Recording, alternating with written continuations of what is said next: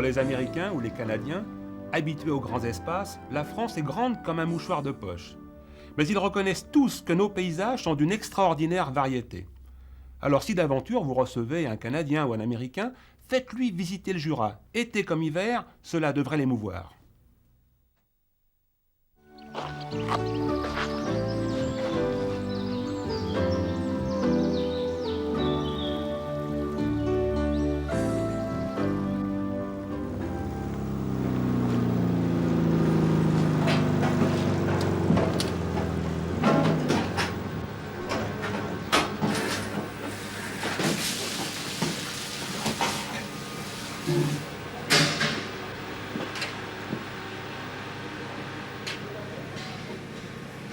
Bonjour. Bonjour. Le Haut-Jura est un pays producteur de lait. Oui. Et pour ceux qui n'en seraient pas encore convaincus, si tu mets de bonne heure le matin, en plein hiver, et on est à peu près sûr de croiser des éleveurs qui viennent livrer leur production à la fruitière. Vous êtes bien courageux. Mais figurez-vous que la balade pour laquelle nous partons à l'instant va nous conduire sur des pâturages. Mais comme nous sommes en hiver, ils sont recouverts par 40 cm de neige, alors je n'ai pas oublié de prendre mes raquettes.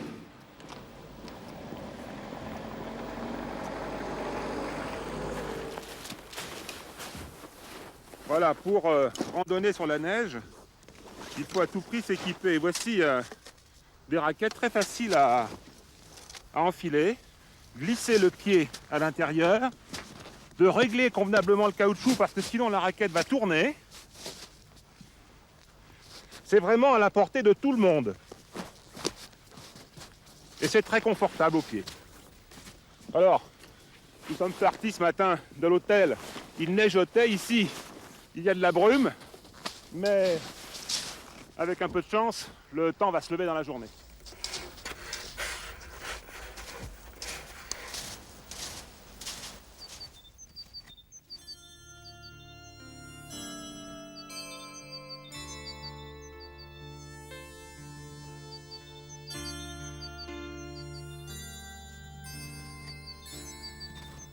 Contrairement à ce qu'on pourrait croire, les forêts du Jura ne sont pas constituées essentiellement de résineux.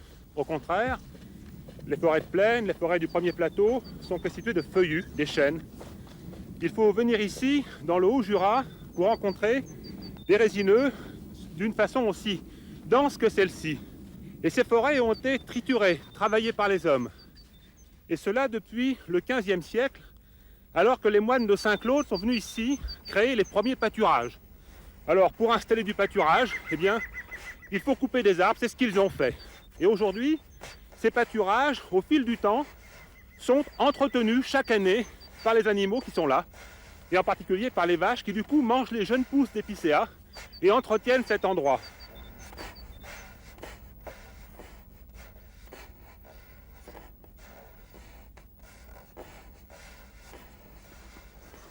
Voilà une ferme qui possède 2 fenêtres jointes. Pourquoi? C'est tout simple. Les gens qui habitaient là, pendant la belle saison, étaient éleveurs ou agriculteurs. Et pendant l'hiver, ils devenaient artisans lapidaires. Alors ces 2 ouvertures permettaient à la lumière de rentrer dans la pièce en se croisant. Et c'est précisément à l'endroit où les faisceaux se croisaient que l'artisan installait son plan de travail.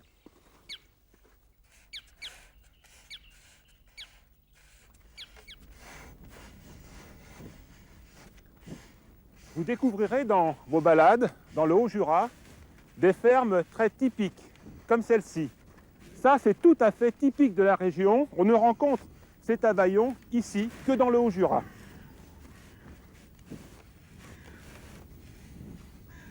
La façade est recouverte pour la protéger justement de ce vent qui apporte l'humidité d'un plancher vertical. Et sur ce plancher vertical, il y a des écailles, des tuiles qui sont clouées. Ce sont des tuiles en bois prélevées dans l'épicéa, qui est le bois évidemment principal, dominant dans cette région. Et quand ces écailles sont disposées convenablement, lorsqu'elles sont bien mises verticalement, eh bien, la mouche n'arrive pas à s'installer dessus. Et comme elles sont taillées dans du bois dont la fibre est très serrée, eh bien, ces écailles résistent durablement. Les agriculteurs du Haut-Jura, comme tous les agriculteurs, sont des gens très prudents. pour se protéger des incendies l'hiver, lorsque les maisons sont remplies de foin, lorsque les fenils sont garnis de fourrage, ils construisaient à l'écart de la maison ce qu'on appelle ici un grenier fort, dans lequel ils disposaient tous leurs biens précieux.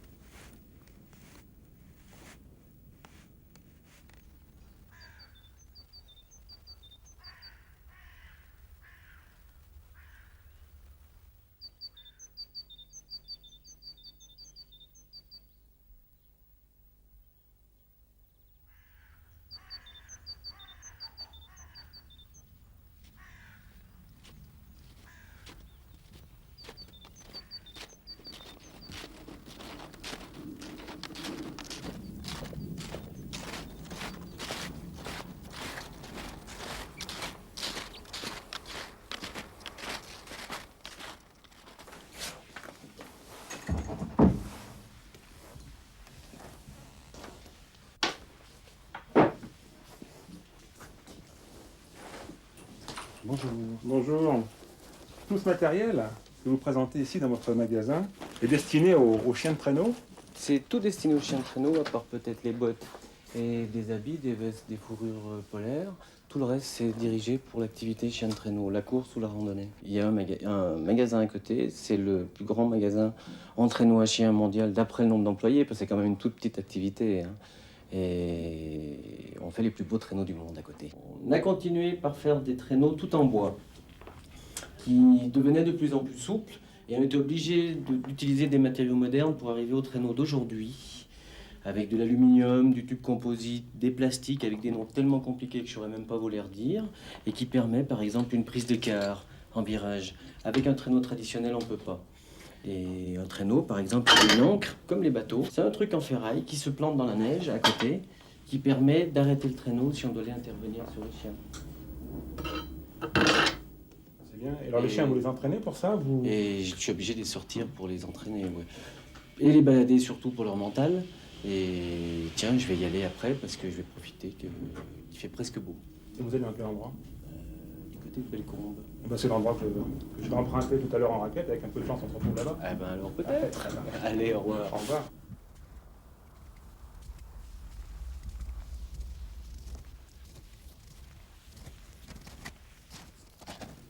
Alors voilà une maison typique du Haut-Jura. On l'appelle maison de Combe parce qu'elle est construite dans un creux. De chaque côté, il y a des bosses, il y a des petites collines, et du coup, le vent passe au-dessus de la maison. Et ce qui la caractérise aussi, ce sont ces deux parties de murs qui avancent de chaque côté de la maison. Et on appelle ça ici des coches. Alors ça sert à quoi?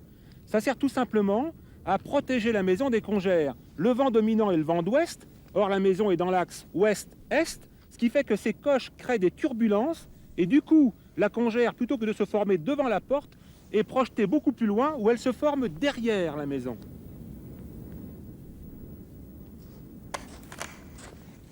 Ces superbes maisons de Combe nous réservent pourtant une énigme. Elles sont pratiquement toujours accompagnées d'un frêne.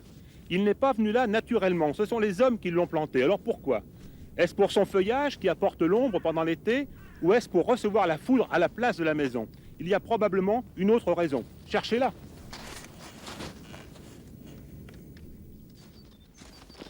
Regardez là-bas. Il longe la lisière et en plus il s'assoit. C'est lui le spectateur en fait pour finir.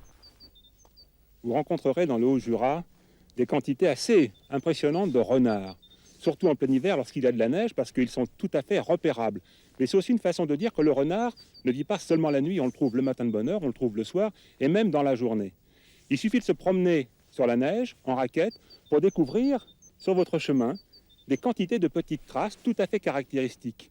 Parce que les coussinets qui sont sous les pattes des renards sont très ronds et ils laissent apparaître à l'extrémité une petite griffe qui est très très bien marquée. Et si on détaille parfaitement la trace, eh bien on peut même voir apparaître des petites traces de poils. Malheureusement, dans la neige, ces traces ne sont que très très peu visibles. Il faudrait rencontrer un peu de boue, un peu de vase. Et là, je vous assure, l'empreinte est parfaitement marquée. Elle est vraiment très très belle. Alors on va suivre cette empreinte. Je ne sais pas où elle va nous mener. Peut-être que nous aurons de la chance au bout de ce chemin qui nous conduit peut-être vers un renard.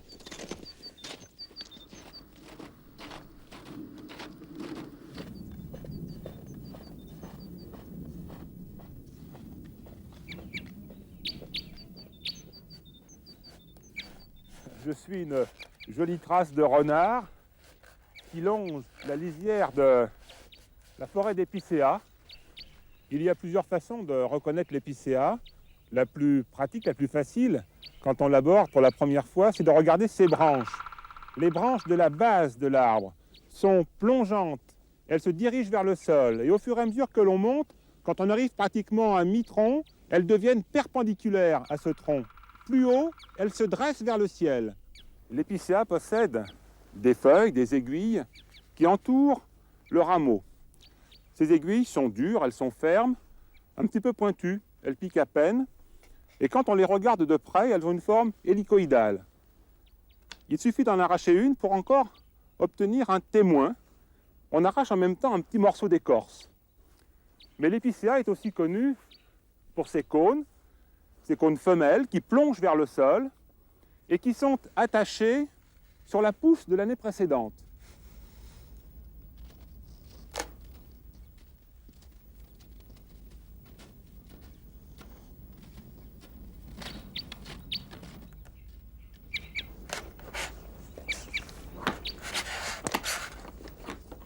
Il faut quelquefois crapahuter pour trouver le terrier du renard. Parce qu'ici, dans le Haut-Jura, il recherche des endroits bien drainés pour éviter les inondations à la fonte des neiges. Il vit près des hommes. J'en ai rencontré au cœur de Paris. Mais dans la région, il rôde près des fermes. Pas seulement pour attraper une poule ou un canard, mais aussi pour nous débarrasser des rats que nous attirons. En ce moment, le renard est amoureux et les jeunes naîtront à la fin du mois de mars et dans le courant du mois d'avril.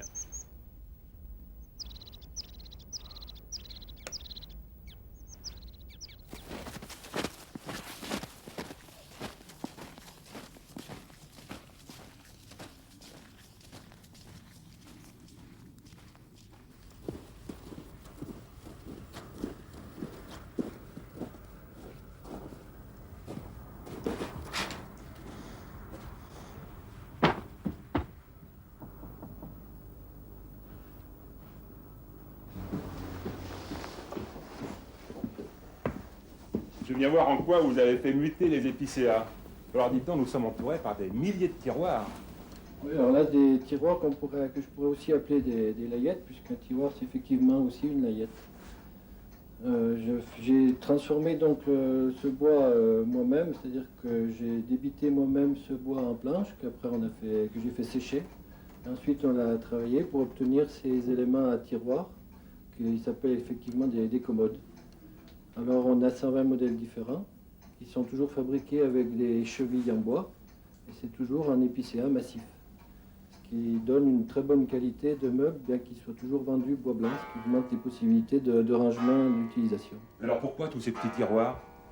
Autrefois, en 1885, quand on a commencé la fabrication, c'était essentiellement pour les horlogers.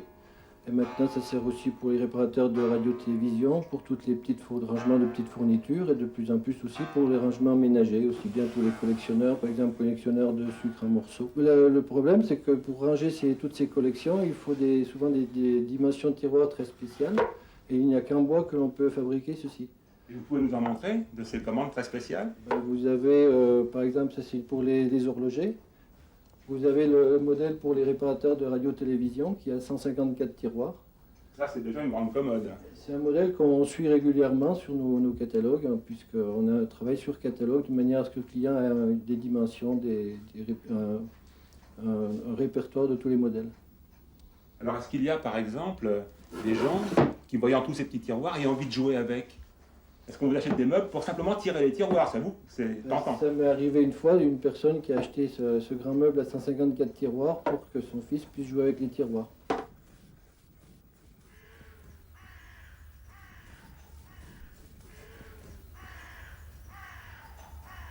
Je croyais pas vous rencontrer si tôt. Ça avait l'air de filer, hein? Oui. Ça fonçait bien parce que c'est bien gelé là le terrain. Bon, il y a les derniers chiens.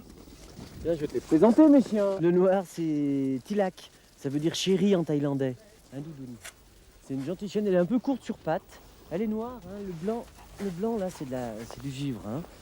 Et elle est courte sur pattes et puis vachement courageuse. C'est tout ce que je peux dire sur elle. Le blanc à côté, c'est une tête brûlée. C'est Bakouni. Il a plein de marques, lui. Dès qu'il y a quelque chose qui se passe, il avance le nez. Si c'est des câlins, il reçoit des câlins. Si c'est de la bagarre, il reçoit des coups, quoi. Il a aussi les dents un petit peu abîmées par les bagarres, lui. Hein. Regarde, cette canine, là, elle est plus très belle, quoi. Et c'est une tête dure, Bakuni Wedey, mais c'est un bon chien pour tirer. Et puis devant, il y a des bâtards. Ça, c'est Halifax. C'est le chien du Père Noël si le Père Noël existait. C'est vrai? Ça, c'est Jean Bonneau, son vrai nom. Le rouquin, là, c'est Rigodin. C'est un jeune bâtard. Il est à moitié groenlandais, lui, à moitié bâtard. Et son père, c'est le vieux qui est là. Tilo. Le vieux, lui, il connaît tout le métier du chien de tête. Les directions, droite et gauche. Et le rouquin, il apprend. C'est des bons chiens. C'est des bons bâtards, c'est des bons chiens. Tu veux qu'on aille faire un petit tour des Ah bah petits volontiers, là-bas je veux bien, ouais. Mais avec la capuche, elle a pas froid aux oreilles. Hein. Ça fait froid aux oreilles, ouais. Il y a du vent quand même. Hein. Ok, chien. Demi-tour à gauche. Demi-tour à gauche.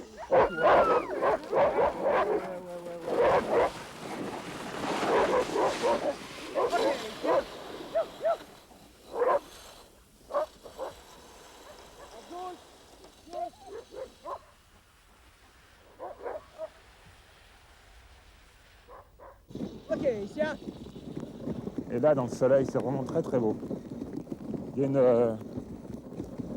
une accélération, là, c'est très très chouette. Là, à gauche.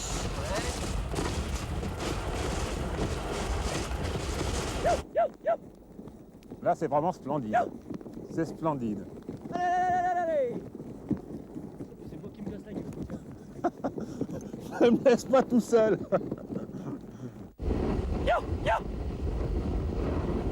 C'est un peu la boîte à vitesse, les cris, quoi. Ouais. J'essaye d'avoir plusieurs vitesses. À droite, droite, droite, droite, droite, droite. À chaque fois que le son arrive, il tourne. Donc il faut le répéter plusieurs fois pour décaler de plus en plus.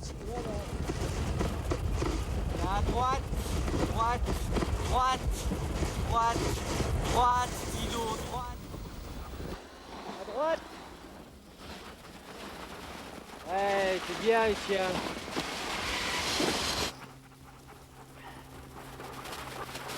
Là, à droite.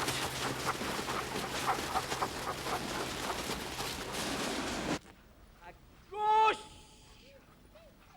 Là, là. Wouhou.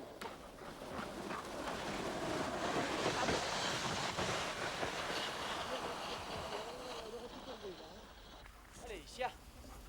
Ouais, depuis ici, il y a de la pluie, là. Allez, chien. Allez, gros.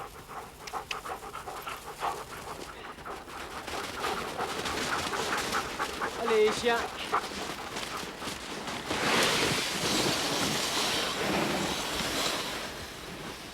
À gauche.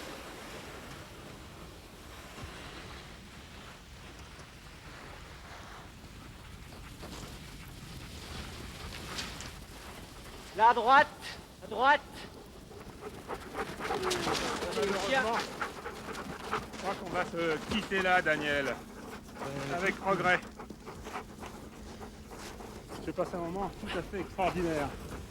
Eh ben écoute, ton chemin c'est par là, moi le mien c'est par là et je continue. Salut. Allez, chien.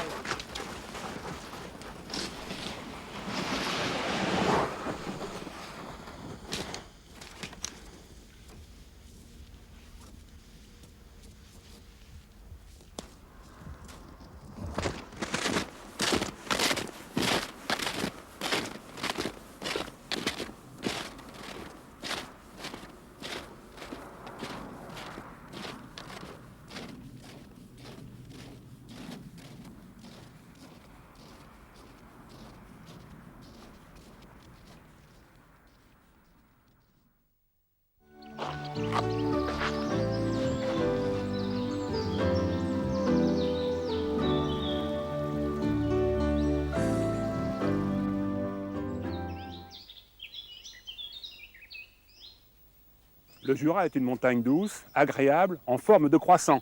Il a été façonné par l'érection des Alpes, puis plus tard par l'action du vent, de l'eau, des écarts de température. Les glaciers sont passés par là. Il s'étale sur 3 pays.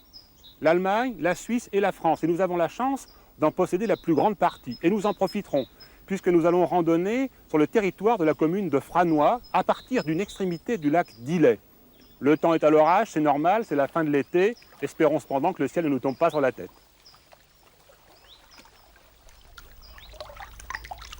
Si vous voulez découvrir la faune aquatique, faites comme moi, relevez les bas de pantalon. Et vous serez surpris parce que l'eau de ce lac n'est pas froide. Il est en effet alimenté par de l'eau de pluie. Peu de sources viennent le nourrir en eau glacée. C'est une eau cependant de bonne qualité, à tel point que les communes de la région s'en servent pour alimenter les populations. Regardez, je suis venu chercher de la faune aquatique et j'ai un superbe milan royal qui plane au-dessus de ma tête. Il n'a pas encore commencé sa migration vers le sud. Et puisque j'ai la tête levée, je découvre un frêne, ce qui ne me surprend pas puisque beaucoup de communes de la région portent des noms comme le Franois, comme Frane, ce qui indique quand même que le frêne est très présent. Et puis, si vous passez par là au printemps, n'hésitez pas à regarder au pied des frênes parce qu'il paraît que c'est là que pousse la morille.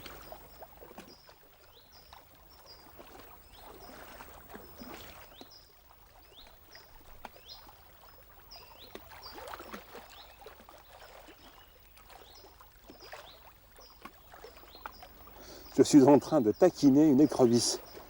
Je fais très attention parce que son premier rang de pattes est armé de pinces puissantes et je vous assure qu'elle sait s'en servir. C'est un animal qui a été introduit puisqu'il s'agit ici de l'écrevisse américaine. Elle se nourrit de petits animaux qu'elle trouve dans l'eau, des insectes, des larves. Elle mange aussi quelquefois des batraciens, enfin en tout cas de petite taille, et des alevins. Et quand elle n'a rien à se mettre sous la dent, elle n'hésite pas à attaquer des cadavres. Alors, ce qu'il faut savoir aussi chez l'écrevisse, c'est qu'elle perd sa peau, si j'ose dire, elle mue. Et quand elle est jeune, elle mue jusqu'à 5 fois par an, y compris les antennes et y compris les pattes. Quand elle est adulte, elle ne mue que 2 fois environ, quelquefois une seule fois dans l'année. Alors je vais la relâcher délicatement, faites très attention, ouvrez l'œil, parce qu'elle va fuir très très vite et en marche arrière.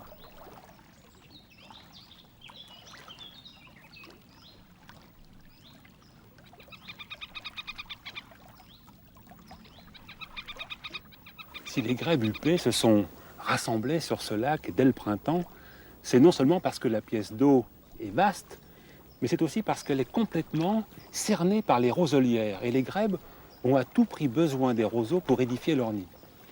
Si vous êtes patient, vous les verrez plonger, disparaître sous la surface de l'eau. Ils partent en chasse, si j'ose dire.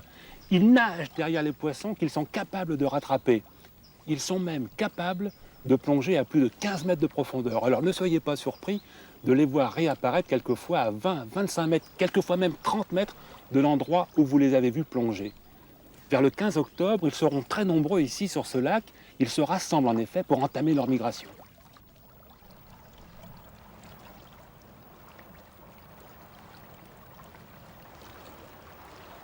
Je vous disais tout à l'heure que nous étions à la fin de l'été. En voici la preuve. Les colchiques sont en train de fleurir dans les prés. Mais ne cherchez pas les feuilles, elles apparaissent seulement au printemps. Alors pour retrouver l'endroit où pousse cette petite plante, c'est pas compliqué, vous faites un repère, vous plantez un petit bâton et vous repassez dans quelques mois. Vous verrez à ce moment-là de grandes feuilles vertes effilées et au milieu un gros fruit, lui aussi tout vert. Mais ne déterrez pas le bulbe et surtout ne le consommez pas. Il est dangereux, il est très toxique, il contient de la colchicine qui est un produit mortel. Attention, danger!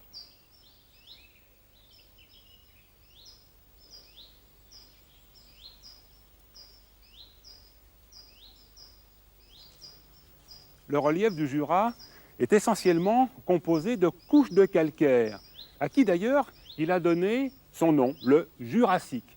Et ces couches se sont empilées il y a fort longtemps, il y a 150 à 110 millions d'années. C'était l'époque des dinosaures. Le Jurassique, les dinosaures, ça ne vous rappelle rien. Enfin, observez de plus près ces falaises qui ont été taillées par les glaciers aux époques glaciaires.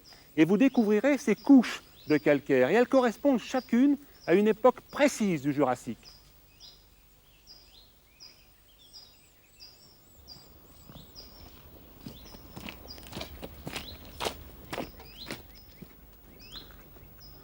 Ce qui caractérise, si j'ose dire, aujourd'hui notre balade à l'intérieur du massif du Jura, ce sont les changements de décor.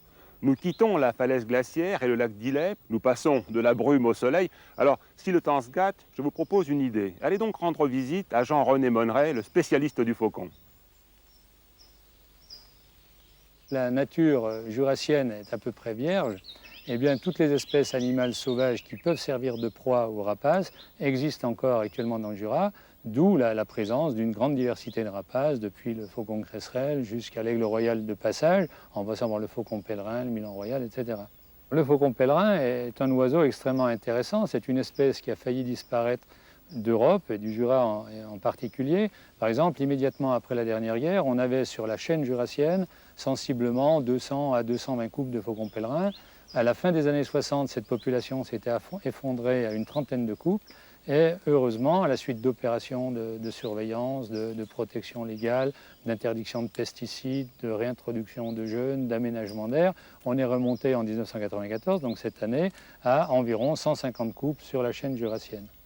Le faucon pèlerin est un nicheur de falaise, c'est un nicheur rupestre, comme on dit, il niche dans les rochers exclusivement dans nos régions, donc on peut l'observer pratiquement dans toutes les falaises jurassiennes. Sur le département du Jura, cette année, en 1994, on a une cinquantaine de couples de faucons pèlerins présents, et donc les falaises sont l'habitat favorable. Ça veut dire que ces oiseaux qui se reproduisent au mois de mars, ils pondent début mars, élèvent leurs jeunes en avril et mai, ne doivent pas être dérangés pendant cette période. D'ailleurs, un arrêté préfectoral stipule que seules quelques falaises sont autorisées à l'escalade au deltaplane sur l'ensemble du département.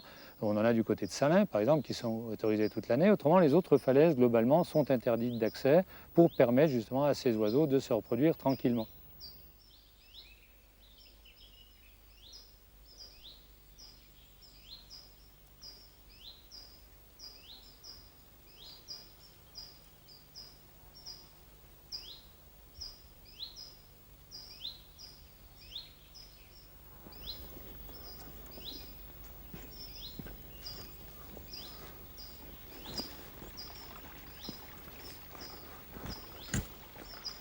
Nous quittons le bord du lac d'Illet pour rejoindre le lac du Grand Maclus. Pour l'atteindre, c'est pas compliqué, vous suivez ce trait d'union, c'est en fait un petit ruisseau qui relie les deux lacs. Et nous repasserons par là tout à l'heure.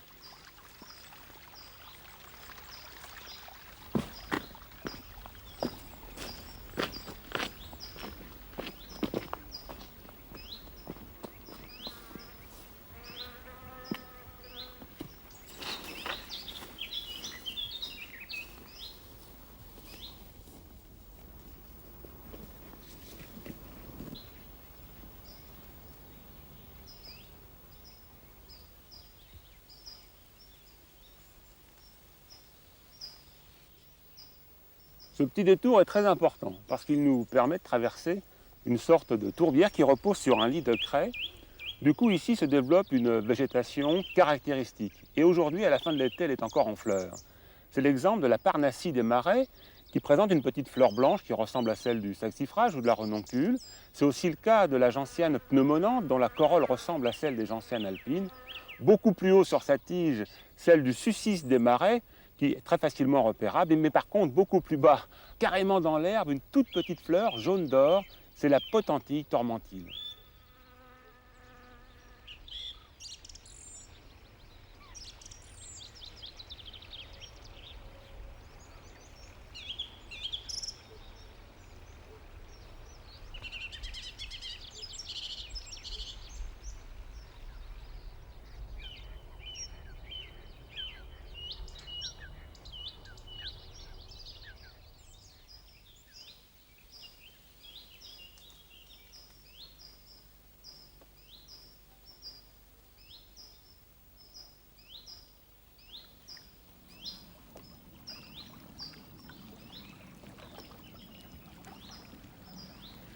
La falaise glaciaire est un petit peu plus loin sur ma gauche, le petit bois aussi.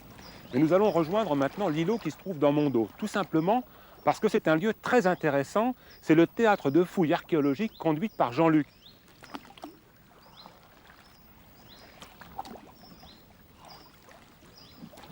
Salut David. En forme? Allez, je vais essayer de grimper dans la barque sans passer à l'eau. Salut. Avant de filer sur l'île, j'aimerais faire un tour dans la roselière, c'est possible? Bien sûr. Ouais.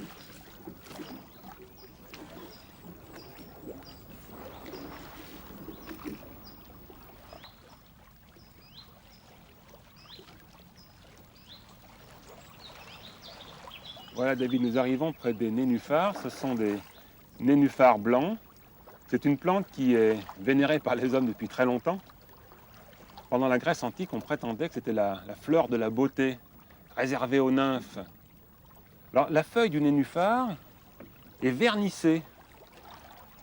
Voilà. Et elle reste à la surface de l'eau, mais à chaque fois qu'elle prend un petit peu d'eau, eh bien cette eau fiche le camp très rapidement, ce qui permet donc à la feuille de rester en contact avec l'atmosphère. Et la tige est bourrée d'air, ce qui assure une bonne flottaison. Alors, cette plante était utilisée par les hommes autrefois. On prétend que son rhizome fait fuir les animaux nuisibles, ce qui fait qu'on en répandait autour des pâtures pour protéger le bétail. Et ce rhizome, toujours, contient environ 40% d'amidon, ce qui fait que pendant les périodes de disette, on en faisait de la farine et on s'en nourrissait. Mais un petit peu plus loin, là-bas, il y a des nénuphars jaunes. On va s'en rapprocher. Tu veux bien, David? Et voilà le nénuphar jaune. Alors la fleur est vraiment très très différente. Elle est jaune d'or, on dirait un gros bouton d'or en fait. Et la feuille aussi est différente, elle est beaucoup plus longue, elle est ovale, elle est fendue ici à sa base. Alors, attention, danger, escroquerie. On trouve en effet dans le commerce des rhizomes de nénuphar jaune, réduits en petits morceaux, et on prétend que c'est une drogue avec des vertus médicinales. En fait, on essaie de la faire passer pour le ginseng, qui est une drogue chinoise antique, dont on ne connaît pas encore vraiment les vertus.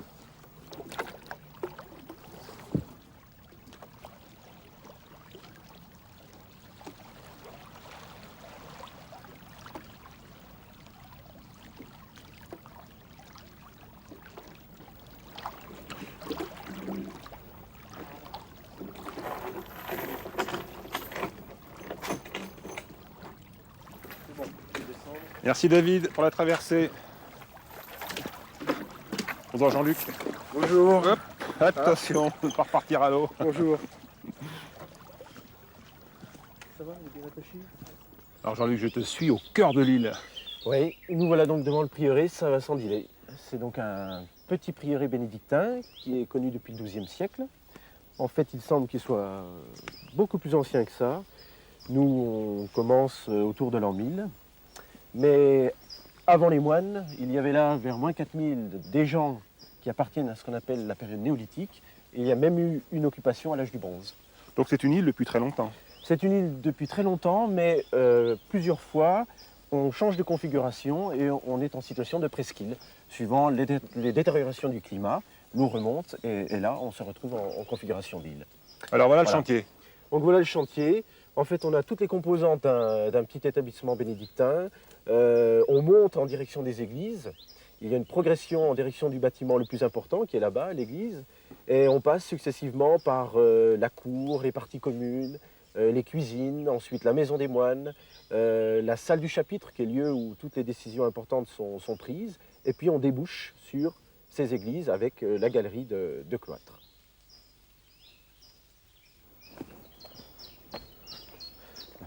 Par là. On marche sur un mur là. Oui, on passe sur la galerie du cloître. Qu'est-ce qu'on trouve comme matériel ici, Jean-Luc? En fait, beaucoup de choses, des tas d'objets qui permettent d'avoir une petite idée sur des quantités d'aspects de la vie quotidienne. Le vêtement, par exemple, des instruments de travail, la taille de la pierre, la taille du bois. Mais on trouve aussi tous les restes alimentaires, les céramiques qui contenaient ces restes alimentaires. Enfin, une quantité de choses qui permettent d'évoquer la vie dans un prieuré du XIIe au XVe siècle. Je suppose que ce mur de tuf a été reconstitué là, non? Il est prêt à... Oui, en fait, c'est un dépôt. Hein. Ce sont des blocs que l'on a trouvés à deux endroits hein, sur l'île. D'une part, dans l'église avec abside et absidiole. Il servait à la composition de la voûte, hein, de l'abside et des absidioles. Et puis d'autre part, dans la maison priorale qui est derrière nous, c'est le cas notamment des gros blocs que l'on voit en bas. Ce sont des blocs qui étaient utilisés entre plafond et plancher. Il servait déjà d'isolant, quoi. Voilà, c'est un isolant thermique et un isolant phonique à la fois. Alors il y en a beaucoup? Il y en a pas mal, oui. On a à peu près tous les blocs qui couvraient la cave de la maison priorale, ce qui représente quand même une surface de 10 mètres sur 7 à peu près. Je suppose que ce tuf vient de la région. Oui, le tuf, a priori, provient des tufières de la côte des Macluses. Il s'agit donc de la grande falaise qui est à notre gauche, là, qui longe à l'est le lac d'Ily. Eh bien Jean-Luc, merci. Je vais demander à David de me Oui. raccompagner sur la rive juste en face. Bonne fin de promenade.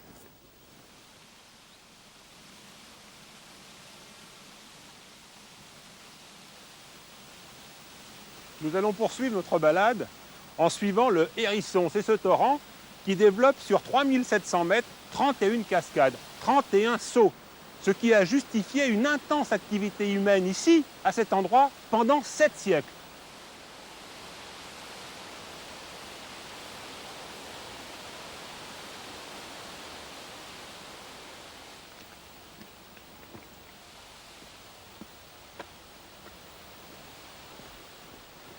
Imaginez le volume de bois, donc d'hectares de forêt qu'il a fallu pour fondre ce minerai de fer ici à cet endroit.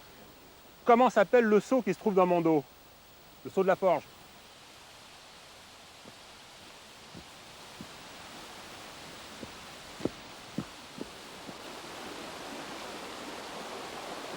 Cet endroit vous plaît, vous le trouvez beau, alors je vous le prête.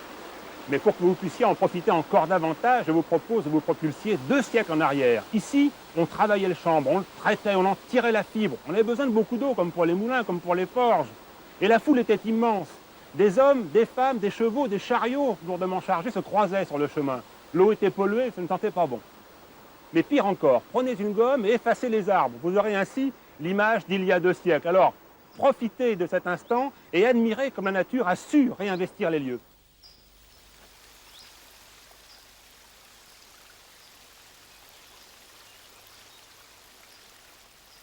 L'eau de pluie ruisselle sur le sol, elle traverse l'humus, elle rencontre du gaz carbonique, elle l'absorbe.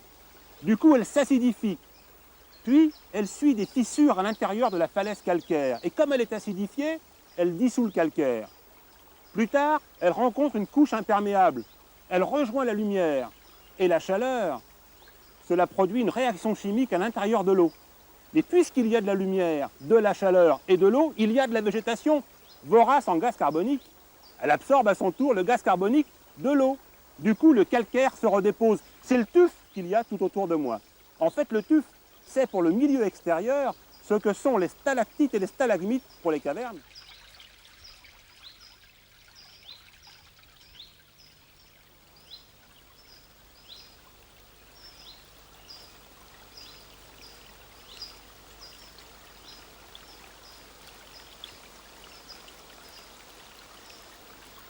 Nous allons nous quitter ici, mais avant, un petit conseil. Méfiez-vous parce que le sentier qui conduit jusqu'ici est très glissant. Alors attention, la chute peut être dangereuse. Pour rejoindre la voiture, ce n'est pas compliqué. Il suffit de suivre le sentier parfaitement balisé, direction Bonlieu.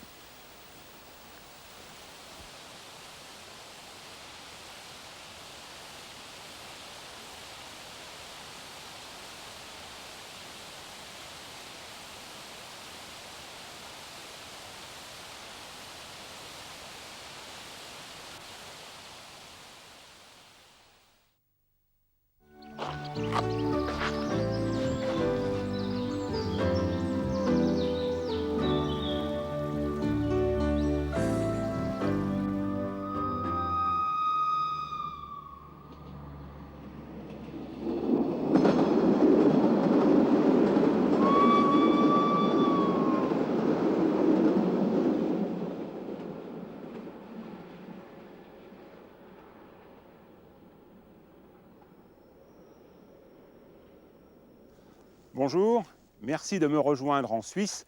Les couleurs de l'automne ne sont pas encore au rendez-vous, mais ce n'est plus qu'une question de jour.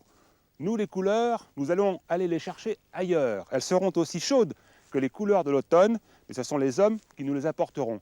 Des hommes qui, comme vous pourrez le constater, occupent la première place de notre randonnée naturaliste. Mais avant de partir, sachez qu'ici, l'élevage en alpage est une tradition ancestrale qui rythme encore la vie des montagnards.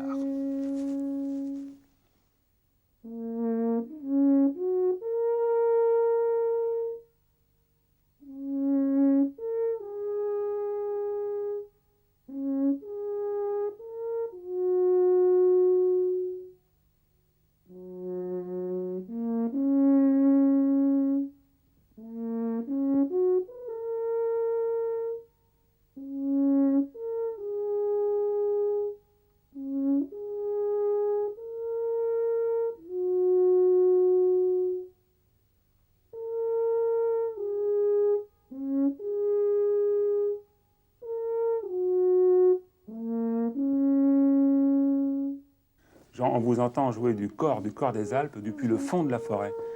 C'est un instrument qui est fabriqué dans quel bois? Du sapin, tout simplement.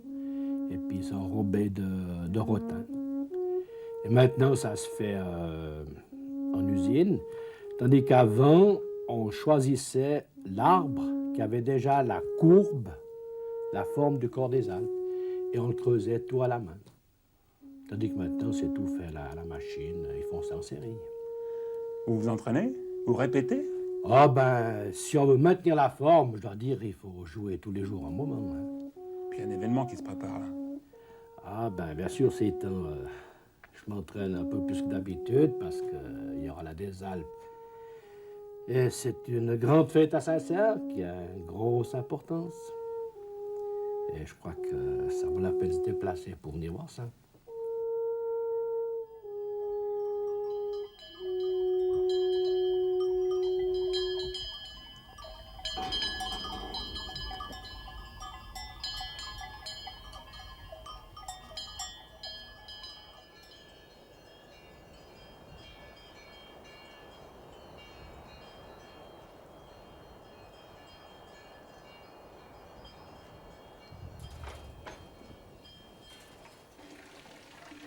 Il y a combien de litres de lait au départ? Environ 350 litres. Pour faire combien de Enfin, fromage? un fromage de 32-33 kilos. Ça fait un seul fromage. Ouais, c'est ça. Robert, 350 litres de lait pour fabriquer un fromage de 32 kilos à raison de 3 fromages par jour. Et depuis combien d'années? Ça fait 31 ans. Vous n'avez pas fait le calcul? Ici au putain. Non, j'ai pas fait. Depuis tant d'années, vous avez fait fabriquer certainement des... Environ 10 à 12 tonnes par année. Mais dites-moi, ce fromage-là qui est en train d'être pressé, dans combien de temps nous allons pouvoir le manger? Oh ben, il faut compter 6 mois minimum, dans 6 mois. 6 mois d'affinage? Ouais, 6 mois d'affinage, enfin minimum. Donc. Autrement, on peut aller jusqu'à une année, c'est là, 10 mois, 9-10 mois, c'est là qui sont les meilleurs. Et est-ce que votre gruyère a des trous? Il y en a, mais très peu.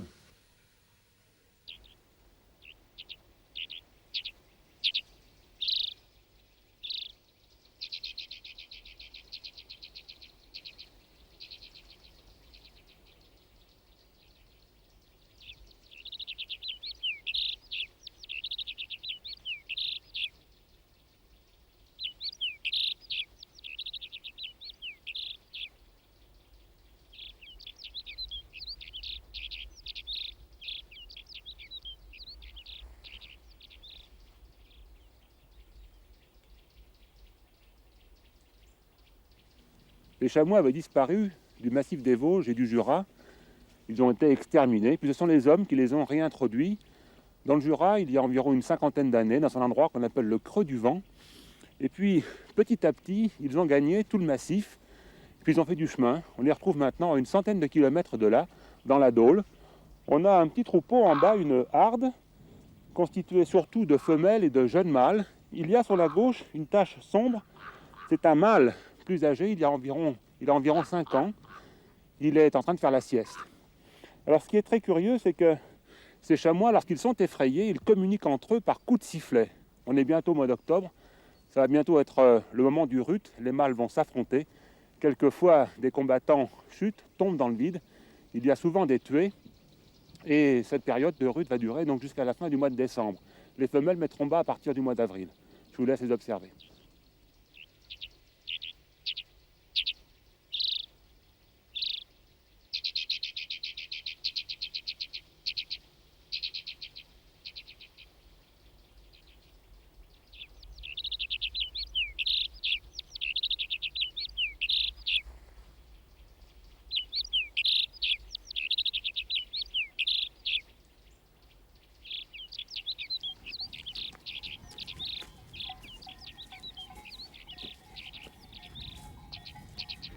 En montagne, pour se protéger du vent, mais également pour profiter au maximum du rayonnement solaire, on a tendance à se rapprocher du sol et même quelquefois à s'étendre dessus. Les plantes font de même, mais elles l'ont fait depuis bien longtemps.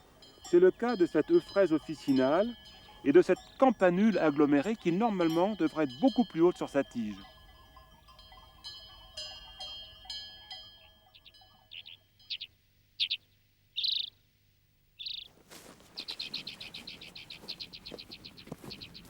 le randonneur, un tantinet observateur, découvre sans difficulté cette énorme sphère.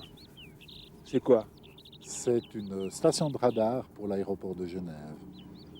On s'occupe des avions qui sont plutôt en transit. C'est un radar dit de longue portée par rapport aux radars de plaine qui sont vers les aéroports pour l'atterrissage et le décollage. Nous, on prend les avions en transit. Et vous les prenez à longue distance? Voilà, oui, le radar primaire fait environ 350 km maximum de rayon. Le radar secondaire est un radar à une portée plus courte parce qu'on veut bien la raccourcir aussi. Il y a combien de radars comme celui-ci en Suisse? Au niveau civil, il y a 2 têtes radars comme ça. L'autre se situe vers Zurich, au Legger.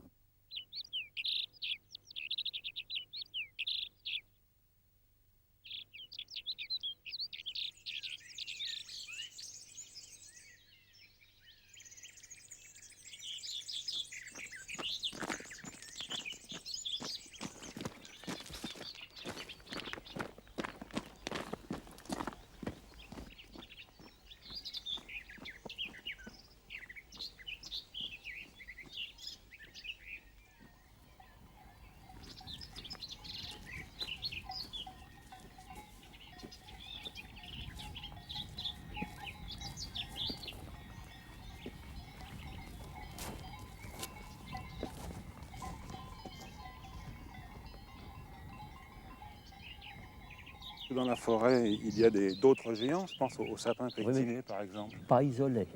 Pas isolés. Donc ils ont un fût qui Oui, monte c'est ça. entièrement droit. Certains ont des noms, mais ça n'a pas du tout l'aspect de ces arbres qui ont des branches jusqu'à la base. Daniel, quel âge a ce Gauguin? Environ 350 ans. Pourquoi est-ce qu'on l'appelle candélabre? Donc, comme vous voyez, dans sa jeunesse, il a dû être cassé à une certaine hauteur. Et plutôt que de reprendre son cours avec une seule flèche, il est reparti avec plusieurs flèches, plusieurs têtes. Et par analogie avec le candélabre qui sert à nous éclairer, on l'a appelé candélabre. Celui-ci vieillit plutôt bien? Non, hélas non. Il a atteint un stade de dépérissement irréversible. Il aura peut-être encore une dizaine, une quinzaine d'années avant d'être complètement ruiné. Une forêt, ça se renouvelle. Vous êtes bien placé pour le savoir. Absolument. Comment est-ce qu'on s'y prend? Il y a 2 façons. La naturelle, qui présuppose qu'on laisse sans intervention les arbres vivre, émettre des graines et mourir. L'autre, c'est avec intervention humaine, où on procède par enlèvement des arbres les plus anciens pour donner de l'espace aux jeunes qui remontent selon nos choix et non selon le choix de la nature. N'est-il pas dangereux de privilégier les résineux dans un espace comme celui-ci? À cette altitude, le résineux est bien dans sa station. Et naturellement, il s'y multiplie, il prospère. Il ne faut pas oublier que le résineux, l'épicéa en particulier, est un arbre qui date de l'époque glaciaire. Et c'est pour ça qu'on le retrouve sur les hauteurs plutôt qu'en plaine. Nous sommes tout près du col de la Givrine, à 1300 mètres d'altitude environ, sur une dalle calcaire qui s'est fissurée. L'eau de pluie, en traversant l'humus, est acidifiée. Elle a dissous le calcaire. Les fissures se sont élargies. Elles ont donné des failles profondes, des gouffres et des glacières, comme celle-ci. On parle vraiment de glacières. Oui, en tout cas pour une période de l'année. La neige accumulée durant l'hiver et au premier printemps se transforme lentement en glace sous l'effet de la fonte des neiges. Et grâce à la protection des épicéas qui sont ici, le soleil ne parvient que très tardivement à réchauffer l'atmosphère du gouffre et nous pouvons conserver de la glace jusqu'en juin, parfois juillet. Oui, ça veut donc dire que l'homme a utilisé cet endroit vraiment comme une glacière. Pourquoi faire? Autrefois, alors que les communications étaient très difficiles, on y laissait la crème, dit-on, pendant quelques jours avant de descendre en plaine. Mais jusqu'à un passé relativement récent, on y a entreposé des rameaux greffons récoltés pendant les froids de l'hiver, donc au repos complet, pour les récupérer au mois de mai, juin, alors que la sève était montée en plaine pour procéder au greffage. Vous l'avez utilisé comme ça? Moi, je l'ai utilisé il y a environ 35-40 ans. Aujourd'hui, on utilise les chambres froides. Les chambres froides.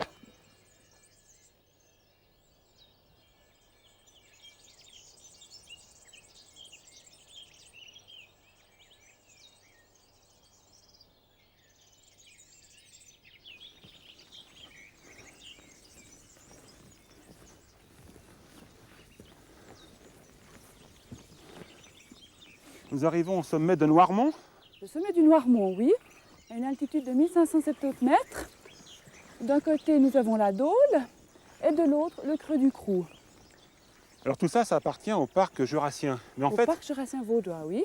c'est pas une réserve. Non, ce n'est pas une réserve, c'est vraiment un parc qui a été formé sur l'instigation de la Ligue vaudoise de la protection de la nature avec l'accord de 13 communes et propriétaires. Et cet accord comprend surtout les atteintes au paysage. Et c'est suite à la construction du téléski qui est derrière nous que cette mesure a été prise. Et on essaie de limiter aussi les tirs militaires et d'assurer aux promeneurs un espace libre et sauvage pour se dépayser. En tout cas, c'est le cas puisqu'on ne rencontre pas grand monde. Ben non, en général pas, surtout la semaine, c'est vrai. Et le parc s'étend sur 40 km².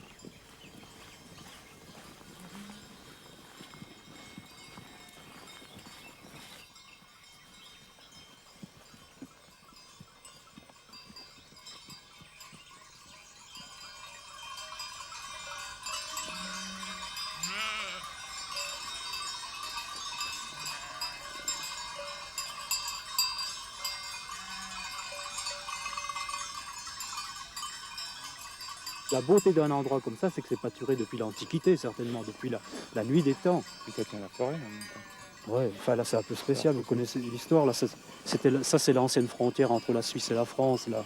Alors là, là c'est en Suisse maintenant, mais c'est des propriétaires français, c'est un peu compliqué. Ça date de Napoléon III. Alors ils viennent plus pâturer. Ils ont abandonné parce qu'il n'y a pas de route, il n'y a pas d'eau, il y a plusieurs raisons. C'est pour ça que c'est le seul troupeau de moutons dans le coin. Parce que c'est plus difficile. Parce qu'ils ne peuvent pas évacuer. Il n'y a pas de génisse ou il n'y a pas de vaches parce qu'on ne peut pas évacuer le lait, on ne peut pas emmener les génisses. Enfin, et puis c'est un terrain très difficile pour des génisses. Vous avez plusieurs races là, de moutons. Oh, c'est le folklore. C'est le folklore. La tendance, c'est des charolais, origine française, et des rouges de l'Ouest. C'est des bêtes à viande, quoi. C'est pas tellement adapté ici, quoi. Il y en a qui ont des longs poils. Ah, ça, c'est des museaux noirs du Valais. C'est une race rustique Elle existe aussi au nord de l'Italie. Oui, c'est plutôt du poil, c'est pas de la laine. Oh, c'est le folklore. Il y a de tout, là. C'est un troupeau de cirque.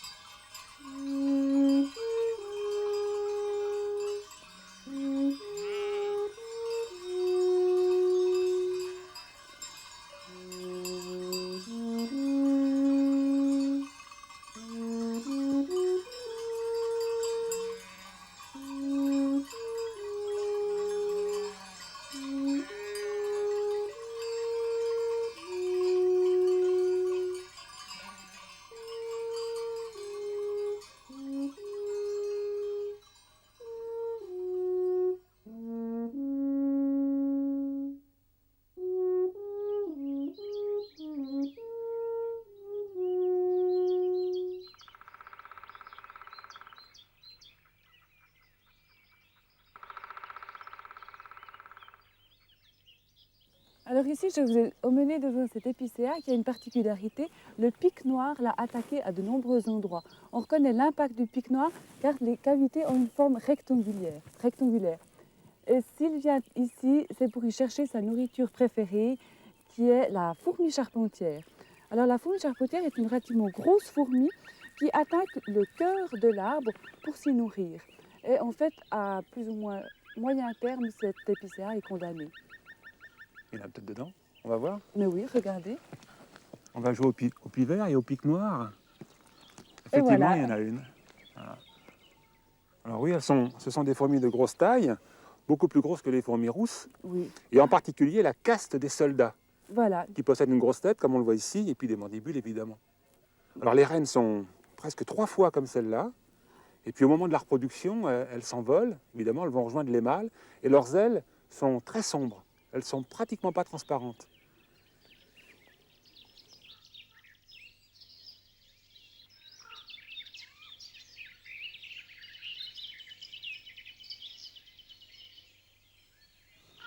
Tous ces dômes appartiennent aux fourmis rousses.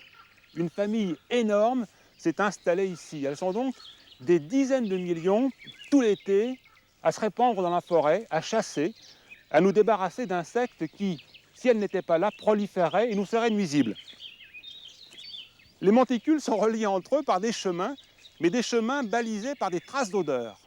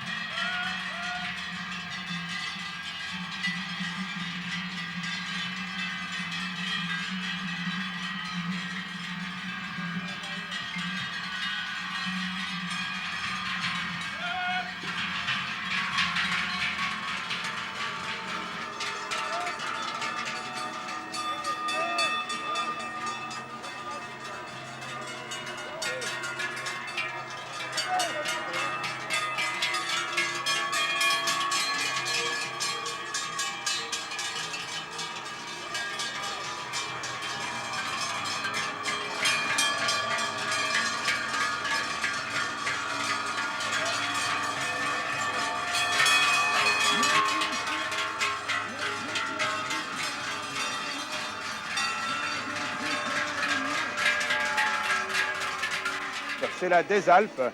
Bêtes et hommes redescendent de la montagne. Ils y ont passé 4 mois. C'est l'occasion de sortir les beaux habits. Même les vaches ont fait toilette. Elles se sont nettoyées du bout de la queue jusqu'au bout des ongles. Elles sont fières, c'est en tout cas ce que racontent les bergers, et je crois qu'elles le savent.